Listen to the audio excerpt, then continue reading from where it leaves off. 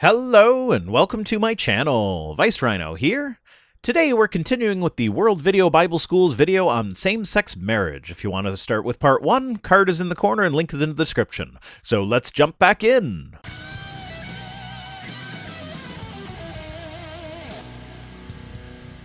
All right, number 2, people are saying all sins are the same, that one sin is no worse than another sin. As an atheist, I am of the opinion that sin does not exist, sin being a crime against God. There can't be a crime against God unless there is first a God to commit a crime against.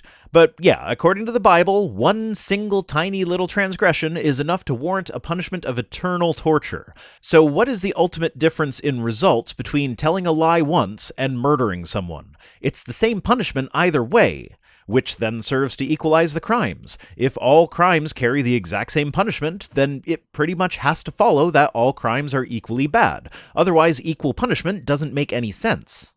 Friends, I have heard this a lot lately.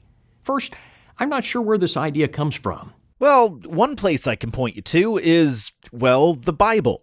James 2:10, for whoever keeps the whole law but fails in one point has become guilty of all of it. Pretty straightforward. Break one single tiny law, no matter how small, and you are guilty of breaking all of the laws. You know, there's no verse in the Bible that says this. Pretty sure I just quoted one that does. Go ahead and read it in context if you think I'm taking it out of context. The author goes on to equate adultery with murder along those lines. It's in a section about not showing partiality to people based on their appearance. So in context, it actually looks like it is equating judging people by their clothes as being just as bad as murder and adultery. So yeah, the Bible does say that. Now, it is certainly true that any sin can cause a man to be lost. It is true that any sin is a violation of the law of God. That is certainly a fact. And any violation of the law of God, no matter how tiny, is punished by an eternity of hell. What you appear to be arguing for here is the idea that the punishment does not need to be proportionate to the crime. So a small crime can have just as big a punishment as a big crime. Is that what you're saying? But friends, it is simply not the case that all sins are equal and that all sins are viewed the same in the eyes of God. No, all sins are not equal, and they are not viewed the same in the eyes of God. He just doles out the exact same punishment for all of them, so there's no effective difference. Now, I want to begin, and I want to show you a statement made by Jesus himself. In John chapter 19 and verse 11, Jesus is standing before Pilate. And of course, Pilate is conducting this trial with him, but I want you to listen to what Jesus says to Pilate. He says in John 19:11, "You could have no power at all against me unless it had been given you from above. Therefore, the one who has delivered me to you," now listen to what Jesus says, "has the greater sin."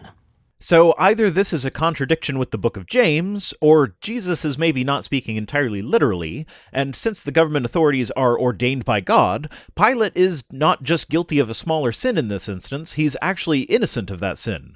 So if the Pharisees have one sin, and Pilate has 0 sins, is one greater than, less than, or equal to 0? Now sure, all have sinned and fallen short of the glory of God, or whatever, but in this specific instance, Pilate is not said to have committed any sin. In fact, it is explicitly stated that he hasn't done anything wrong because his power came from God. So for this small part of Pilate's life, he is blameless, while the Pharisees are not, and 1 is a bigger number than 0.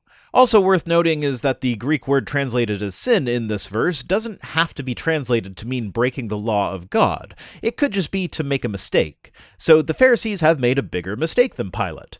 There are a lot of ways this works and still allows for the concept of all sins being equal. Or it's just a contradiction with what the book of James says. I want you to notice particularly that Jesus refers to one sin as being greater than another sin.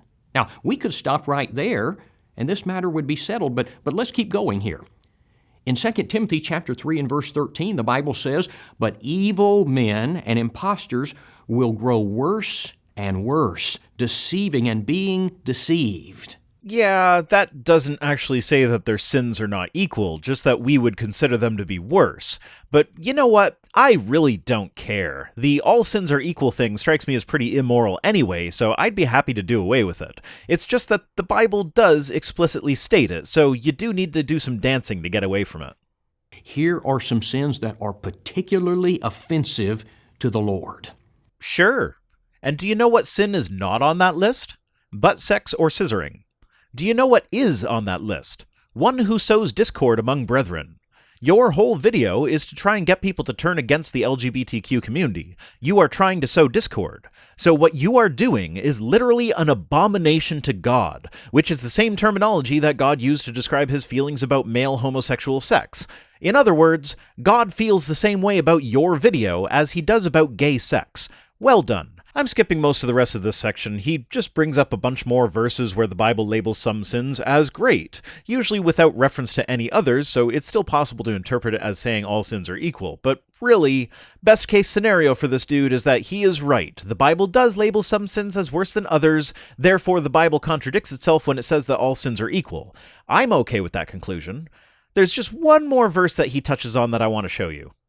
1 Timothy chapter 5 and verse 8 says, "But if anyone does not provide for his own, and especially those of his own household, he has denied the faith," now listen, "and is worse than an unbeliever." Yep, that's right. The Bible itself says that you should not disown or kick out family members for being LGBTQ. To do so makes you worse than an atheist, which surely means eternal torture for those who do that, since that's the punishment for atheism. You know, the Bible teaches that to abuse the innocent or to abuse children or widows, that particularly aggravates the wrath of God. And yet, blessed shall he be who takes your little ones and dashes them against the rocks. Also, God's orders about just how thoroughly to kill the Amalekites. There's also God's killing of the firstborn of Egypt. And how many widows and children do you think died in the flood? I don't know here. If God doesn't like child abuse or widow abuse, that seems at least a bit hypocritical. I mean, hell, you worship the guy because he had his child executed in one of the most brutal fashions ever devised. Not all sins are the same. But here's number 3. Here's a third thing that people are saying, and it kind of is linked to the previous one. People are saying that homosexuality is no worse than adultery. Yeah, you're right. That statement is wrong.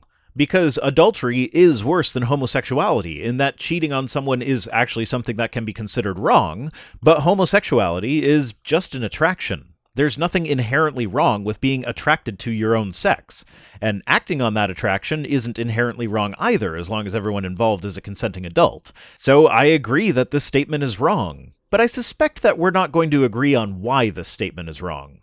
Homosexuality is no worse or no different than heterosexual fornication. I have frequently heard people making this argument since the Supreme Court ruling. People are saying, "I don't know why you're getting so upset." They say that this is no different from adultery. God views all of these sex sins the same. Well, let's just put on our Christian hats for the moment and examine this from the Christian perspective. The Bible clearly states that divorce for grounds other than sexual immorality makes the woman commit adultery, and any remarriage extends that adultery to her new husband. Of course, women are the ones who become the damaged goods, so it only applies to them. The men aren't committing adultery when they remarry. But still, adultery is one of the sins that the Bible punishes with the death penalty, just like male homosexuality. So even if they aren't entirely equal, they are at least approximately equal, meaning that those of you who campaign against the legality of gay marriage should be almost equally fervent about campaigning against the legality of non-adultery related divorce. Friends, again, this is not true. Now, if we open our Bibles and turn to Romans chapter 1 and verse 26, I want us to observe what the Bible says there. Let's read it together. Romans 1 and verse 26. The Bible says, "For this reason, God gave them up to vile passions." Now notice, he's talking about homosexuality. "For this reason, God gave them up to vile passions. For even their women exchanged the natural use for that which is against nature. Likewise also the men, leaving the natural use of the woman, burned in their lust for one another, men with men committing what is shameful, and receiving in themselves the penalty of their error which was due." That passage is the only passage in the Bible that I am aware of that actually says anything against female homosexuality. It's interesting to me that female homosexuality was not forbidden until they stopped having multiple wives. I wonder what that could have been about. Now, there are some key phrases that I want you to notice from this reading. Oh, key phrases, I see. So even though it doesn't directly compare it to adultery to let you know which one is worse, we can infer it indirectly, right? Vile is going to be one of those, of course. Against nature, maybe? Committing what is shameful? Doesn't really matter. At the end of the day, Leviticus 20 lays out the earthly punishment for adultery, incest, homosexuality, and bestiality. And the punishment for all of these is the same: death. Sure, it uses different descriptors. Homosexuality is an abomination. Sleeping with a daughter-in-law is a perversion. Sleeping with a mother and her daughter is depravity. But it all ends in death. Remember before in part 1 where if the punishments for different crimes are the same, then that means those crimes are effectively the same?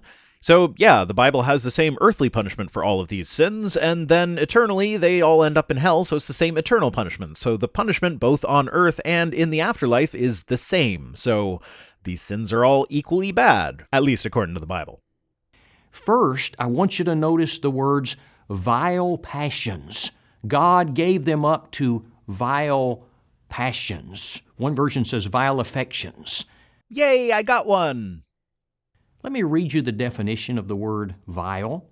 Vile means morally base or evil, wicked, depraved, sinful, offensive to the senses or sensibilities, repulsive, disgusting, cheap, worthless, degrading, lowly, of poor quality, very inferior.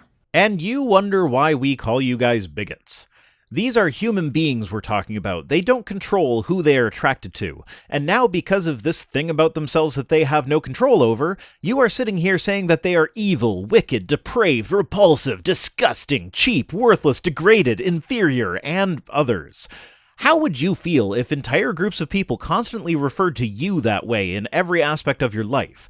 Do you think your God, who is described as the living incarnation of love, would want you referring to your fellow human beings with such language?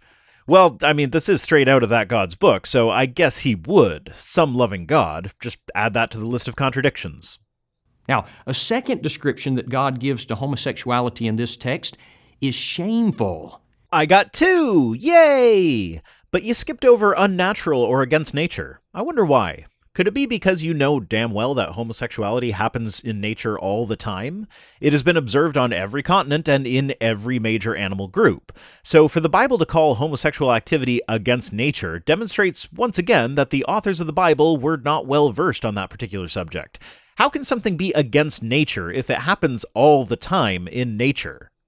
But then, pertinent to our present question is the next phrase. He says, unnatural. Oh, okay, so you're just not taking it in the order that it was presented in the book. So I'm 3 for 3 then. Yeah, he says unnatural. So when penguins have not only homosexual sex, but also pair bonding and child rearing, that is unnatural. When lions do it, it's unnatural. When giraffes do it, a species where an estimated 90% of sexual couplings are homosexual, it is unnatural. How do you define unnatural, I wonder? Now, friends, I want to be tactful, but I want you to consider the anatomy of a man and a woman. There's a natural complement that is there. God made them that way.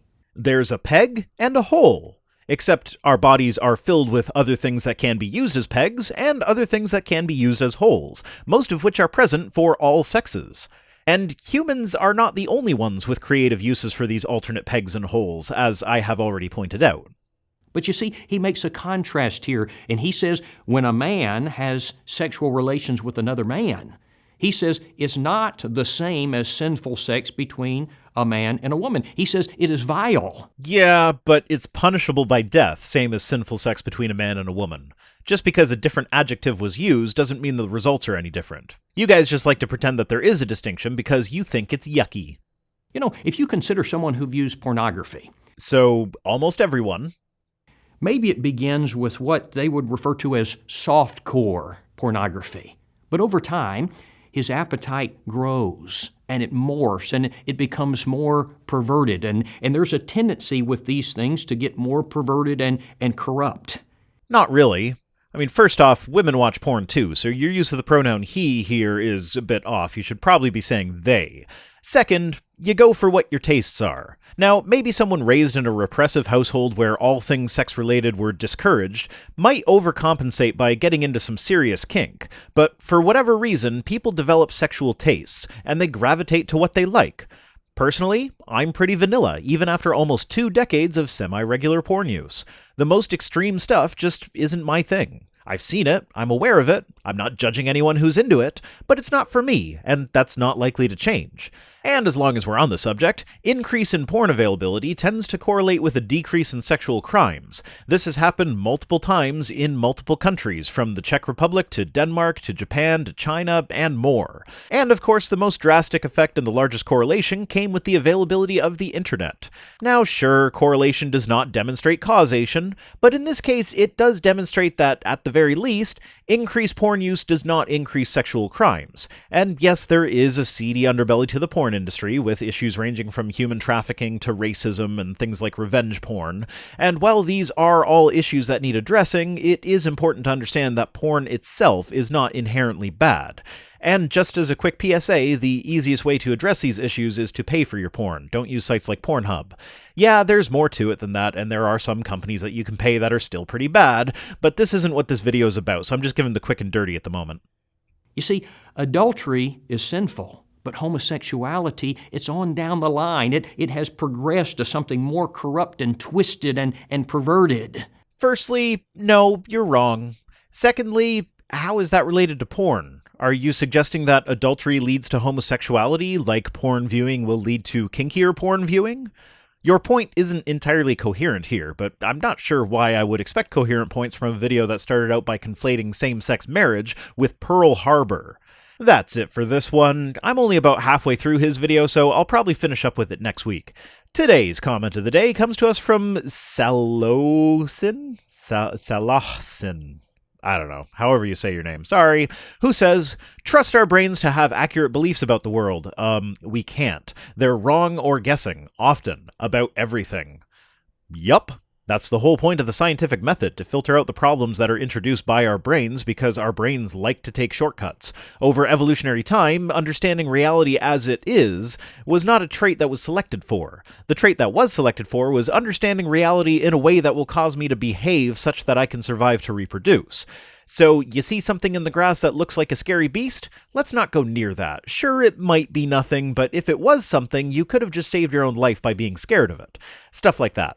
So the scientific method was designed to minimize the effects that these cognitive shortcuts have on our understanding of the world.